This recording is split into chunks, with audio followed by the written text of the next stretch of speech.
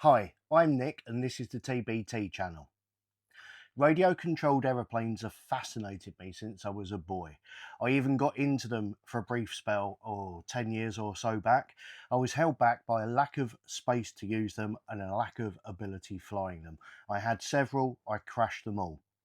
Recently, I've been getting back into my radio controlled adventures, and whilst on Banggood, I noticed a couple of ready to fly RTF radio controlled planes for less than £60 that purport to be flyable by anybody regardless of experience. So I bought a couple and today we're looking at one of them, and it's a Spitfire. What can you say? It's a Spitfire. It's made by a company called eSheen or eChine, possibly, and everything is supposed to be in this box that I need to use it to fly. It's a 400mm wingspan model, and it has a 6-axis gyro system. And what that means is there are 3 settings: absolute beginner, which won't let you crash it, apparently, a middle setting where it'll allow you to do a little bit more, and then an advanced setting where you fly it like any other radio controlled plane. But what this means is I should be able to fly this without any experience in a small area, and so should you. This is something that you should be able to fly with no experience. And most of the people I talk to regarding most of the stuff I do on this channel, the air rifle stuff, you're into radio control stuff as well. Oh, I'd love a plane, or a lot of you have said, oh, I had planes and I crashed them. So we're going to give this a go and see if it is as foolproof as they say. So how does this open? Let's get it out and have a look at it anyway. This first part, we're just going to have a look, see what it's like inside the box. Well, that looks different to how I saw it on the internet. Let me just take out packing, sellotape and packing. And the reason it looks different to the ones I've seen on the internet is that's actually got a clear canopy, and there's a little cutout of a pilot inside there. The ones I've seen when I've looked at reviews online for this, admittedly they may be out of date. This has probably been out for a couple of years. It's new to me. It may be new to you too. It had a painted black canopy, so it was just the polystyrene painted black. So there you go. Now that is the model, and it looks quite good. It's EPP foam, expanded polystyrene, same as all of this kind are, but it's actually quite tough. It's not like the stuff that you wrap a fridge in and have that delivered in. This stuff I've seen can take quite a beating when it comes to crashes. Underneath there, you'll see we've got a small servo there running to the ailerons. Another servo is controlling the elevator at the back there, and one for the rudder. This is a 4-channel, full function radio controlled aeroplane. It isn't just a simple basic up and down, left and right. This will be able to do acrobatics. You've got ailerons on there which will allow it to do barrel rolls and things, we hope, we expect. Now I should have a radio controlled handset somewhere, but all I've got in here is instructions, because it's on the back. On the back of the box, there we go, look, included in our under £60 price from Banggood is a radio controlled transmitter. So we've got a transmitter and the plane, and we've got more props. So I've got one prop on there, another 2-blade prop there, and I've got 2 3-blade props there. Now I have read the two props, the ones with 2 on for if you're flying it without landing gear, because you've got much more of a chance of coming down and not breaking a prop. And the ones with 3 are for if you use the landing gear, which I'm assuming is in here. Yeah, I've got landing gear in here, and I've got 3, count them, 1, 2, 3 batteries, and each battery, I believe, gives 12 minutes of flight time. So here in this box for this price, I've got a fully functional Spitfire with controller and a charger and enough batteries to last 40 minutes of flight. Whether the plane lasts 40 minutes of flight is another matter entirely. So, what shall I do? Let's have a look. Shall we just have a little look and see if I can clip those on? Oh, right, okay. They just clip onto there quite simply. And that's it. That's your actual Spitfire. With 3 batteries. There's the controller. So this is a mode 2, so that's your throttle, that's your rudder, and that will be your ailerons, and that's your elevator. Up here we've got your 3 settings: beginner, mid-range, expert. So that one there, it's when you let go of all the sticks, it's just going to go into level flight and fly at the same height. It's going to go level. So if you panic, that's what it does. There is apparently a one touch return key as well, which if you press it, if it's going away from you, press it, it's supposed to come back to you. I've heard mixed reports on that, so I'm probably not going to use it. And that button there, I have seen on Tinterwebs on other reviews, is when you can press and it'll do an automatic stunt, like a barrel roll or a loopity-loop or something, just by pressing that.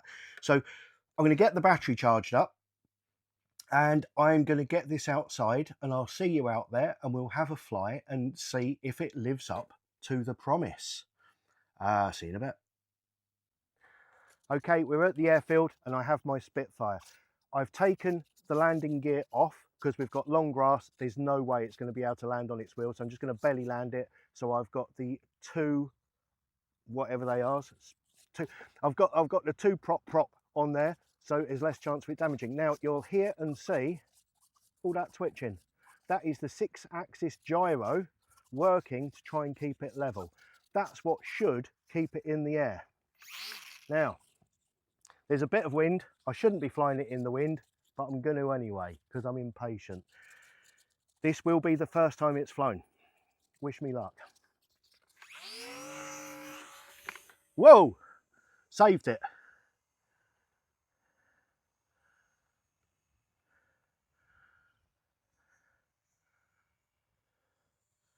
Okay, immediately it doesn't feel as stable as the high wing trainer I've just been flying. It's wanting to gain height, but if I take my hands off of the controls, it is flying level and flat. Just giving it a bit of down trim because I think it is still trying to gain height. So I'll give it a bit more down trim.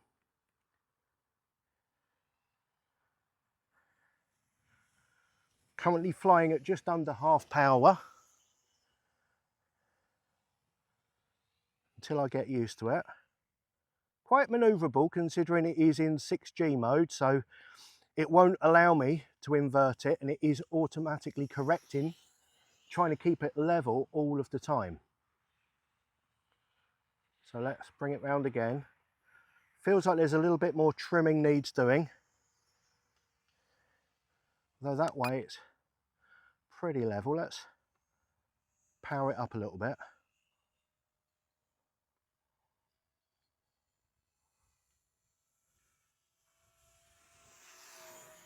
It moves quite nicely when it's going. Again, it's just a little twitchy compared to the last one, but this isn't a high wing trainer, this is smaller, and small planes are more difficult to fly. That's just a fact. Very twitchy, but this one isn't.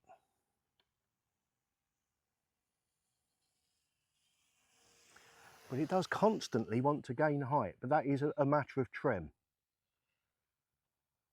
So it's either adjustable on the controller, or I may have to do something with adjusting the ailerons in the workshop afterwards. But I do feel confident there will be an afterwards, because I'm flying a 59-pound Spitfire And it's not impossible, and it's not making me sweat with nerves. It's pleasurable.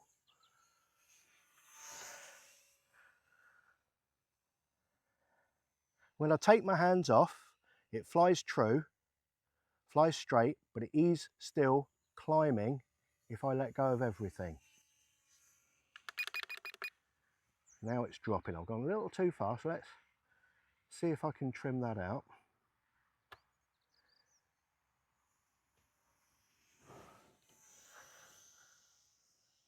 Oh, that's just lovely.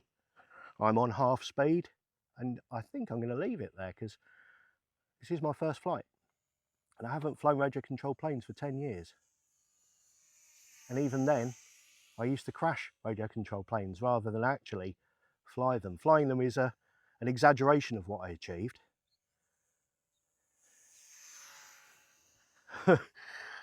Woo! Skimming the ground, doing a low strafing machine gun run.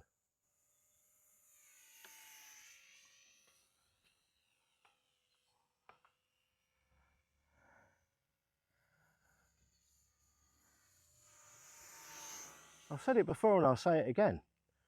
£59 from Banggood. I got the plane. That's with one battery. I actually paid a little more because I've got 3 batteries with this one. That's for the plane and the controller, spare props, landing gear. All the spares are available for it should you damage it, and I'm sure at some point it's inevitable. This is... I honestly think, I know my wife doesn't want to fly this, she's just doing the camera, but if I were to persuade her, she would be able to. Not sure I'd let the grandkids loose with it yet. Maybe in a little while. Don't know if you can hook this up to... I've got some more complex transmitters from the old days that you could plug a trainer into it so you could take over control from somebody if needs be. And I think with that, you literally could let the kids have a play with it. This is in the beginner mode. I like scale flying, so the beginner mode is actually fine for me. I don't want to do acrobatics at the moment. Maybe I will on future videos, but for now I'm just happy flying it around the field, keeping it in the air and having it look like a Spitfire. Okay, what I'm going to do is I'm going to try and bring it into land. It's going to be a belly landing. We may break a prop, but hopefully we won't. How's it going to slow? Not as much as I thought. Well, we'll bring it around again.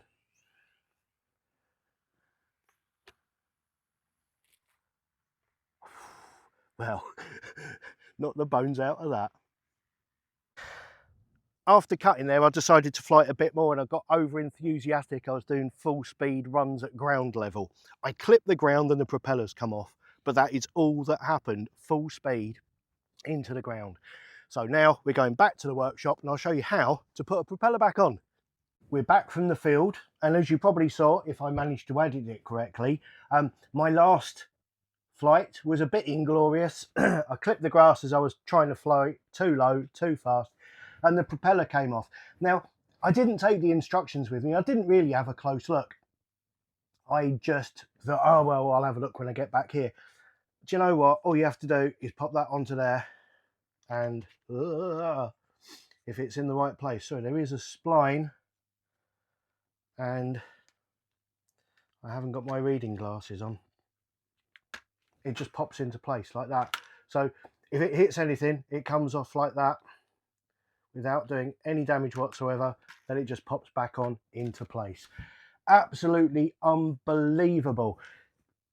It was, as you saw, great fun to fly and very easy to fly. It looks fantastic. It looks very scale for £59 with the controller. The controller is good. It does exactly what you need it to. I've only flown it in beginner setting, but that's all I'm going to do at the moment because I class myself as a beginner. Can an absolute beginner fly this?